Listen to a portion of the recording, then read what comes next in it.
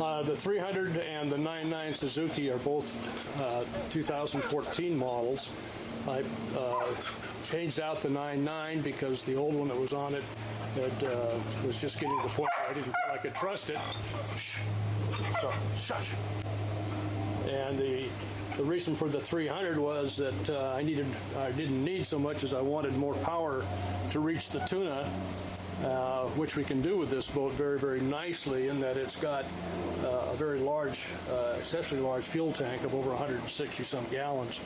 The 300 gave me the power to get the boat out of the water and running cleanly with the addition of a large portable bait tank that works just beautifully with this rig. But it is heavy and it does require additional horsepower to make it flow. We've rigged the boat up with 3 different setups for downriggers. There are 2 downriggers, Scotties, that will come with the boat, both in good shape. The boat has 2 batteries. It has, which were brand new in 14, deep cycle type. We've got 2 large macerator fish boxes here. You can actually get several salmon into one of these, or about 4 or 5 tuna, along with ice to keep them refrigerated and in good shape until you get back to the dock. One on each side with a pump-out macerator. These chairs were added by my wife and I so we'd have a place to sit back here in the back. They don't come cheap. They're around $250 a piece. You have a raw water washdown back in the corner. In the back here, normally where we would keep not live bait, but herring or for whatever, or just additional pieces for the downriggers and so on. Also a switch there for the raw water feed for the live bait tank. You want to take a look down here. The boat comes with a tremendous amount of storage. It's easy access. You can hop down there and work on just about anything you want to. The fuse blocks are all up on top up there, very, very accessible, as are your trim tab pump, and just about anything that you would need to work at. You'll notice also that it has the bilge pump back here, and that's one of the types that if we get water in here and you're not home, it's got a float on it that'll kick it in immediately upon need.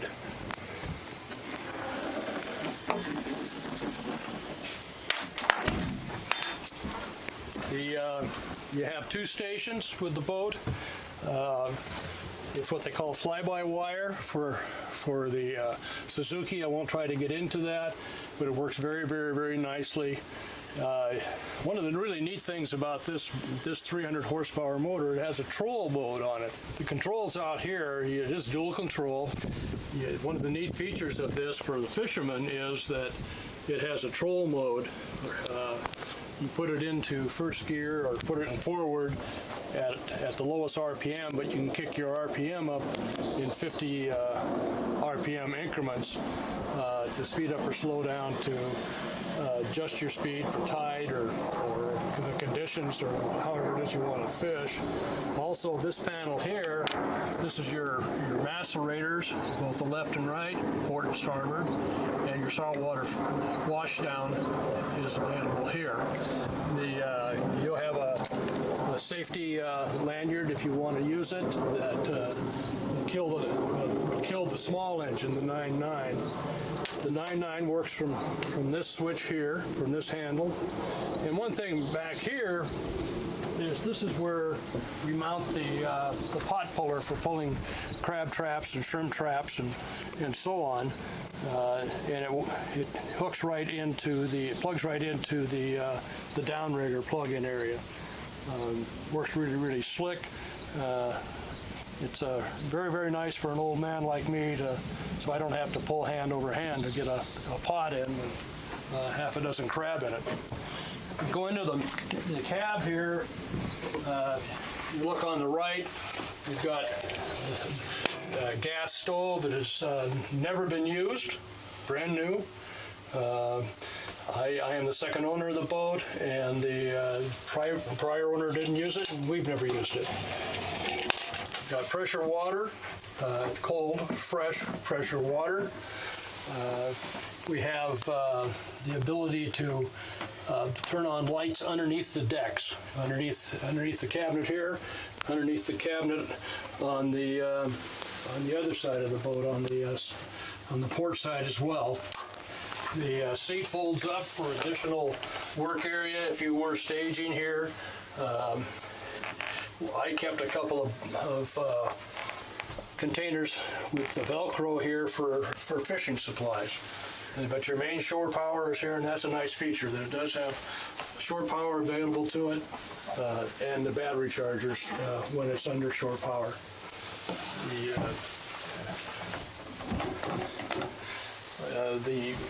Everything is self-explanatory on the dashboard. Your fuel, your voltage, and it gives you a tremendous amount of information with the Suzuki gauges that are involved here. Far too many to go through at this time, but it'll tell you what your fuel flow is, it'll tell you what your RPM, speed, and so on is. And again, you have your up and down troll mechanism here. If you need to get into this thing to do any work, it's very, very accessible. Makes it very, very nice to, if you're a do-it-yourselfer, and/or it's a real money saver when you've got to send it out to somebody to work on it, if you're adding new electronics or something of that nature.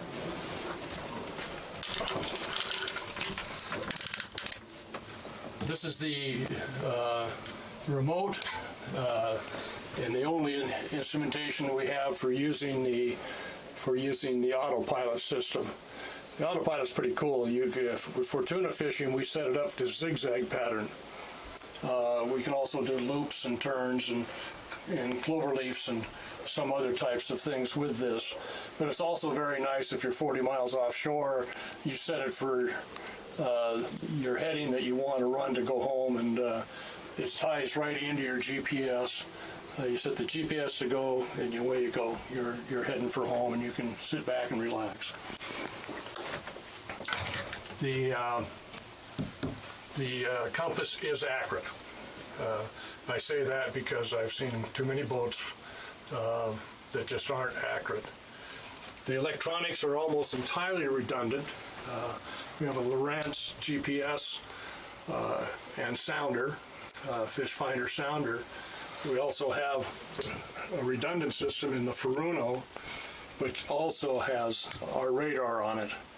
This is a NEMA radio, which is extremely, what am I trying to say? It's very, very, very helpful for safety matters. It's got a distress button on it, automatically goes to channel 16. But you can also look, it's tied into the Furuno, and you can look and see what boats are out there and how fast they're going. And any boat with a NEMA system on it, you can read it and see it and have a feeling for it. And that's really nice if you just happen to get into some bad weather or fog, if you're out in the fog. Up front, there's room for 2 adults and a child in the middle. We have a control panel just to the right as you go in for additional electronics. The head is down to the left. It has a holding tank, a fairly large one. Has the ability to either pump out at a waste station or you can pump it overboard if you're over 3 miles out into the ocean or 3 miles offshore. There's a ton of storage in front. Large storage areas both in the bow, to the bow, up underneath that cushion, and to the right. And the life jackets that you see there go with it. Storage again up on both sides above the cushions. And you do have a hatch that opens overhead if you should like it and have a need for it. We have all of the, I believe every single manual that you would need for this system, for anything in this boat, is available here and up to date. The seats and the table folds down. The seats fold down to make a bed. Also, you can fold this down.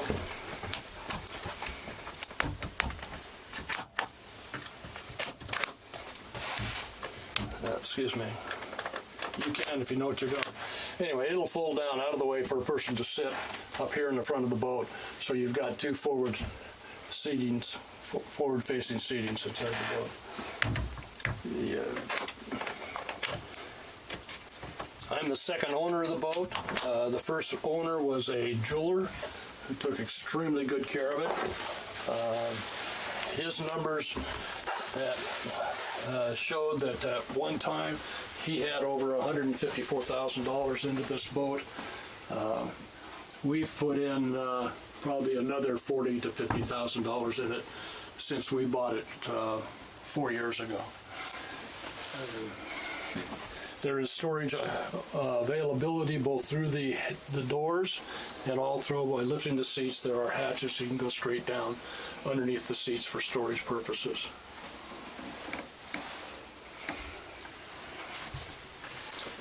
There's also storage underneath, small amount of storage underneath the floor.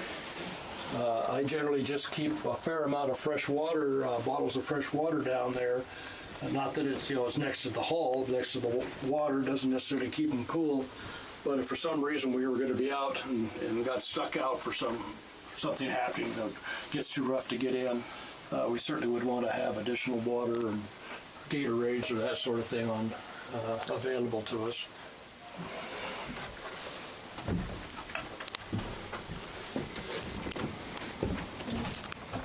Got 8 rocket launcher pole holders.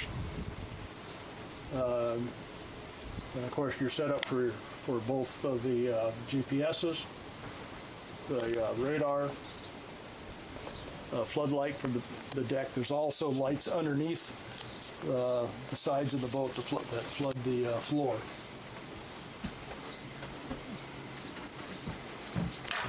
Sliding, locking door.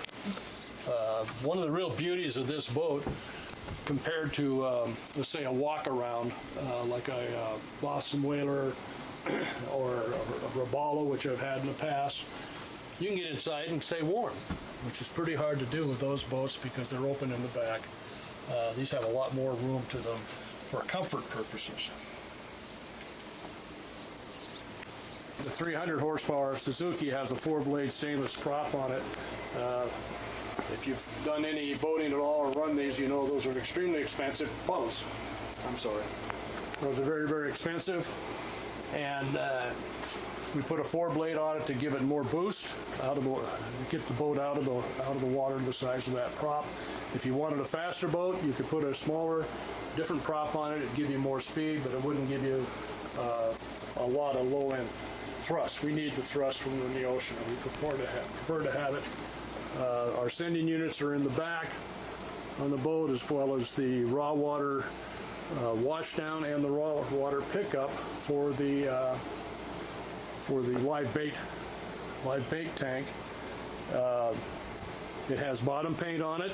It does have bottom paint that is probably in pretty good shape for another couple of seasons if it's kept in the water. If it's not kept in the water, it's going to last a long, long time. The 4 of the 5 tires on the trailer were new in 14.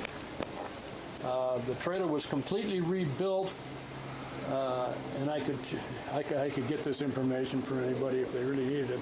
It was completely rebuilt, I believe, in either 2009 or 2010 at an expense of well over $2,000, and it's in beautiful shape. The boat has always been professionally maintained. The Puget Marine people in Olympia have taken care of this boat since it was purchased by the prior owner, and I have continued with them. As you can see, the hull is somewhat of a deep V. It cuts through the waves quite well.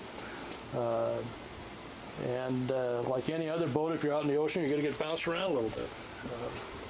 But it rides very, very nicely in moderate to semi-rough seas.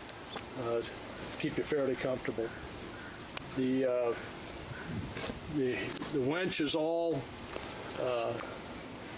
set up to work right off of the battery that is mounted on the trailer. It's in a metal box to protect it, both from the elements and from people that would rather have the battery than you. It has a brake system on the surge type brake system on the trailer. The